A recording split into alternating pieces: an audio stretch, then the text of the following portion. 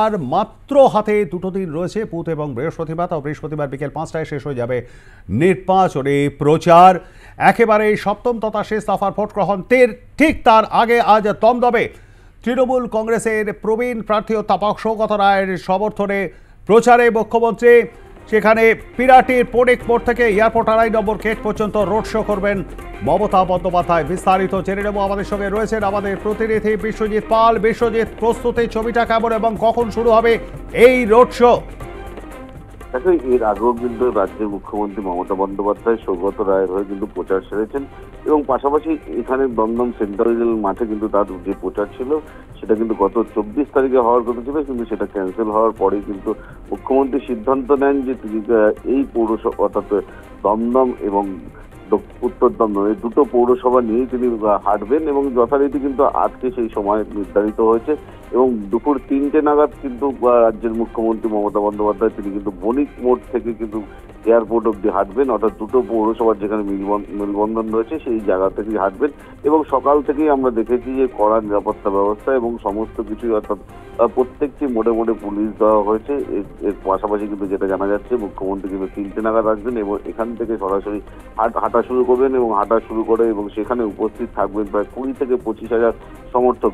তারাও কিন্তু মুখ্যমন্ত্রীর সাথে হাঁটবেন এমনটাও কিন্তু শোনা যাচ্ছে এবং সমস্ত পৌরসভার যারা পৌর প্রতিনিধিরা রয়েছেন, এছাড়াও কিন্তু চেয়ারম্যানরা রয়েছেন, সৌগত রায় থাকবেন এবং সবাই মিলেই থাকবেন এই এছাড়াও 2 থেকে 3 জন মন্ত্রী থাকতে পারেন এমনটাও কিন্তু মনে করা হচ্ছে এবং তারাও কিন্তু এই রোড শোতে হাঁটবেন এবং সেই রোড শো কিন্তু বণিক মোড় হয়ে বিরাটি মোড় হয়ে শরৎ কলোনি এবং 3 নম্বর গেট হয়ে কিন্তু 2.5 নম্বর গেটে কিন্তু শেষ করবেন এমনটাও কিন্তু জানা যাচ্ছে।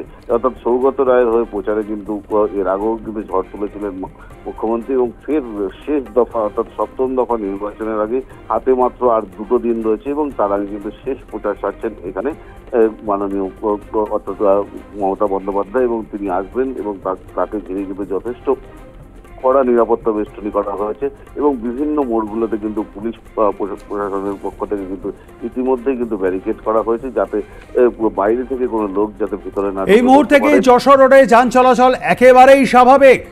দেখো, এখনো পর্যন্ত যান চলাচল স্বাভাবিক এবং যেটা প্রাথমিকভাবে মনে করা হচ্ছে যে একটা সাইড থেকে কিন্তু গাড়ি যাতায়াত করবে এবং আরেকটা সাইড কিন্তু সম্পূর্ণ বন্ধ করে দেওয়া হবে। অর্থাৎ দুপুর 2:45 নাগাদ কিন্তু সমস্ত রাস্তা কিন্তু একটা সাইড বন্ধ থাকবে এবং একটা সাইড দিয়ে কিন্তু যান চলাচল করবে এবং সেই ক্ষেত্রে একটা লম্বা যানজটের সৃষ্টি হতে পারে বলেও প্রাথমিকভাবে মনে করা হচ্ছে। কিন্তু সেই যানজটকে রুখতে কিন্তু বিধাননগর কমিশনারেট এবং ব্যারাকপুর কমিশনারেটের পুলিশ কিন্তু যথেষ্ট তৎপর এবং যাতে কোনো রকম কোনো যানজট না হয় এবং সে বিষয়ে তারা নজর রাখছেন এবং পাশাপাশি বেশ কয়েকটি থানা কিন্তু পরে এখানে, একদিকে এয়ারপোর্ট থানা, একদিকে দমদম থানা, একদিকে নিমতা থানা এবং 3টে থানার পুলিশে কিন্তু যথেষ্ট উদ্যোগ নিয়েছেন যাতে মুখ্যমন্ত্রীর এই পদযাত্রা যাতে ঠিকঠাকভাবে আগাতে পারে এবং সেই দিকেও তাদের নজর রয়েছে। ধন্যবাদ আমাদের সঙ্গে থাকবার জন্য বিশ্বজিৎ। কথা বলছিলাম আমাদের প্রতিনিধি বিশ্বজিৎ পালের সঙ্গে এবং তার থেকেই আপনারা বিস্তারিত শুনলেন।